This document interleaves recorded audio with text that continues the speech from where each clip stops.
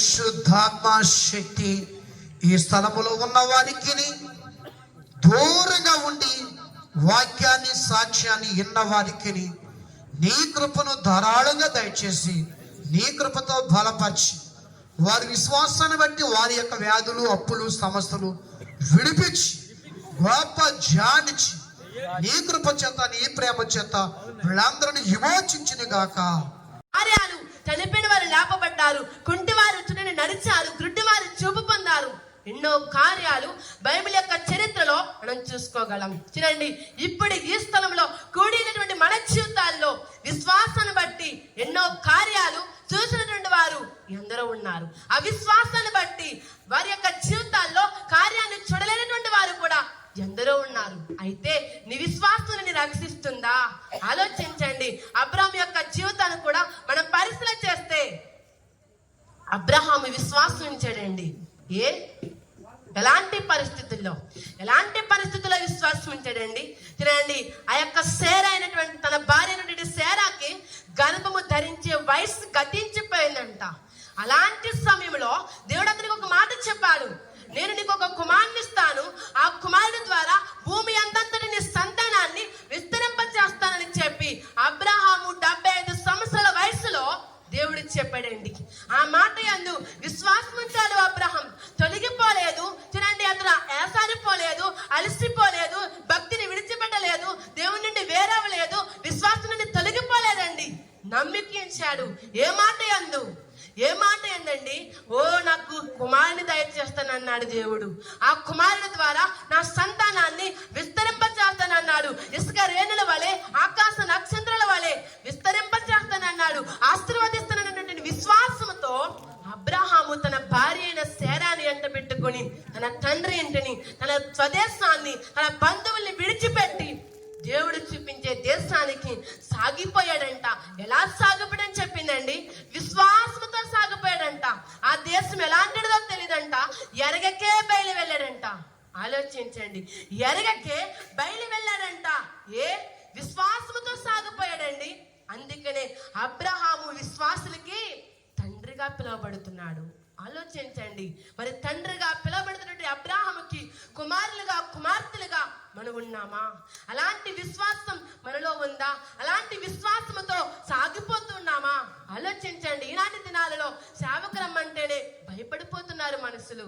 సాగలేనటువంటి వారిగా, అమ్మో సేవ, ఇది మాకు సాధ్యము కాదే, ఇది మా వల్ల కాదు, మా పిల్లల్ని మేము పోషించుకోవడం ఎలా, మేము ఎలా బ్రతకాలి, ఎలా మా సమస్యలు తీర్చుకోవాలి, ఎలా మా అప్పులు తీర్చుకోవాలి, ఎలా మేము మా కుటుంబాన్ని పోషించుకోవాలి అన్న ఆలోచన చేత సేవకి ఆగిపోయినటువంటి వారు, దేవుని మాటను వ్యతిరేకించినటువంటి వారు సమాజంలో, లేక క్రైస్తత్వంలో, లేక మన సంఘాల్లో ఎందరో కలరండి.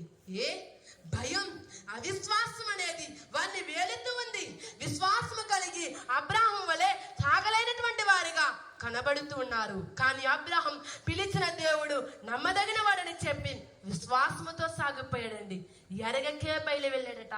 నీకు ఆ దేశాన్ని నీకు ఒక స్వాస్యముగా ఇస్తానయ్యా, ఆ దేశాన్ని నీకు స్వాధీనం చేస్తాను, ఆ యొక్క దేశాన్ని నీకు ఇస్తానయ్యా అని చెప్పినటువంటి మాటను బట్టి అతడు సాగిపోయాడండి. అలాంటి విశ్వాసం ఉందా? అలాంటి విశ్వాసంతో సాగిపోయినటువంటి వారు ఎందరున్నారు నేను ఎరగను. చూడండి, దేవుని యొక్క దాసులు కూడా మమ్మల్ని ప్రాంతానికి పంపించినప్పుడు దేవుని సేవకులు విశ్వాసంతోనే ఈ ప్రాంతాలకి, అమలాపురం ప్రాంతాల్లో అడిగి పెట్టడం జరిగింది. మాకంటూ ఎవరూ లేరు, మాకంటూ ఏమీ లేదు. అలాంటి పరిస్థితుల్లో చూడండి, ఒక రూడు మేము చూసుకోలేదు, మాకంటూ మా దగ్గర ఏమీ లేవు. ఉండడానికి ఒక 10 కేజీలు బియ్యం ఉన్నాయి, కానీ వండుకోవడానికి మా దగ్గర ఆ యొక్క సామాన్లు లేవండి. చూడండి, డబ్బులు ఉన్నాయి. చూడండి, ఒక రసకుల ప్యాకెట్ 150 రూపాయల డబ్బులు. అలాంటి పరిస్థితుల్లో నైట్ టైంలో మేము ఈ ప్రాంతానికి వచ్చాం. చూడండి, ఎలా సాగిపోయారు అంటే విశ్వాసంతో సాగిపోయారు. కానీ దేవుడు ఇప్పుడు విస్తారమైనటువంటి జన సమూహాన్ని ఇవ్వలేదా? ఆలోచించండి. దేవుడు పిలిచిన దేవుడు, పంపించిన దేవుడు ఒంటరిగా విడిచిపెట్టాడా? అలాంటి విశ్వాసంతో ఎందుకు సాగలేనటువంటి వారిగా ఉన్నారు నాకైతే తెలియదు. కానీ ఏది నిన్ను బలహీనపరుస్తుంది, ఏది నిన్ను ఆటంకపరుస్తుంది, ఏది నిన్ను వెనకకు లాగుతుందో నేను ఎరగను. యేసుక్రీస్తు వారు చెప్పారు, నీ కుడి చెయ్యి నిన్ను అభ్యంతరపరిస్తే దాన్ని నరికి, నీ కుడి కన్ను నిన్ను అభ్యంతరపరిస్తే దాన్ని నరికివే అని చెప్పారు ఆయన. ఆలోచించండి. అడ్డొచ్చిందల్లా నరుక్కుని వెళ్ళడమే భక్తి జీవితంలో చాలా ఇంపార్టెంట్. ఏది నీ భక్తికి ఆటంకం కలగజేస్తుందో దాన్ని విసర్జించు, దాన్ని విడిచిపెట్టు. దాని నుంచి వేరైతే నీ జీవితంలో గొప్ప ఆశీర్వాదాన్ని చూస్తావు. యాయిరు కొల్లి చేసేవారిని పంపించేశాడు, ఏడ్చేవారిని పంపించేశాడండి. నిజంగా కొల్లి చేసేవారిని, ఆ ఏడ్చేవారిని ఆయన పంపించకపోతే తన కుమార్తె బ్రతుకుండేది కాదు. దేవుడు మార్తాని గద్దించకపోతే లాజరు బ్రతికేవాడు కాదండి. ఆలోచించండి. ఆ యొక్క అడ్డు చేసేదానిని యేసుక్రీస్తు వారు కూడా మార్తాని గద్దించారు. ఎవరైతే యేసుక్రీస్తు వారి కార్యాలకి అడ్డుగా ఉండి గొల్లి చేస్తూ ఉన్నారో వారిని ఆ యొక్క యాయిరు పంపించేశాడండి. అవును, నీ జీవితంలో కూడా ఏదైతే అడ్డు చేస్తుందో, ఏది ఆటంకపరుస్తుందో, ఏది వెనక్కి లాగుతుందో, ఏది నీ యొక్క జీవితానికి అవమానం కలగజేస్తుందో దాన్ని విడిచిపెడితే గొప్ప ఆశీర్వాదాన్ని నీ జీవితంలో, నీ కుటుంబంలో నువ్వు చూడగలవు. గొప్ప ఆనందాన్ని నువ్వు చూడగలవు. గొప్ప సంతోషాన్ని నువ్వు చూడగలవు. ఎప్పుడు అంటే నీకు అడ్డొచ్చిన దాన్ని నరికినప్పుడు. ప్రభునందు విశ్వాసం ఉంచితే నువ్విప్పుడే కాదండి, నువ్విప్పుడే కాదు, ప్రభునందు విశ్వాసం ఉంచితే యుగ యుగాల అంతముల రాజ్యంలో కూడా నువ్వు బ్రతుకుతూనే ఉంటావు. నువ్వు చనిపోవు. విశ్వాసాన్ని విడిచిపెట్టినప్పుడే నువ్వు చనిపోతావు. చూడండి, అది యేసుక్రీస్తు వారే చెప్పి ఉన్నారు. చూడండి, దాన్ని చూసుకుని మనం ముగించేసుకుందాం. అదే అధ్యాయంలో ఇంకా మనం ముందుకు చదివితే 26వ వచనం, బ్రతికి నాయందు విశ్వాసం ఉంచి ప్రతివాడు ఎన్నటికీ చనిపోడంట. చూసారా, ఎన్నటికీ చనిపోడంటండి. బ్రతికిన తరువాత దేవుని అందే విశ్వాసంతో నువ్వు సాగిపోతే, అంటే ఒకప్పుడు లోకంలో నువ్వు చనిపోయినటువంటి వ్యక్తివి, అయితే నువ్వు క్రీస్తులో తిరిగి జన్మించినటువంటి వ్యక్తివి. నువ్వు తిరిగి జన్మించిన తర్వాత విశ్వాసంతో ప్రభు మీద ఆనుకొని సాగిపోయావా, లేక అవిశ్వాసం చేత రక్షించబడిన తర్వాత యేసుక్రీస్తు శక్తిని చూసిన తర్వాత కూడా నువ్వు లోకం వైపు చూసావేమో నాకు తెలీదు. ఆ లోకం వైపు చూస్తే నువ్వు యుగ యుగాలు బ్రతకలేవు.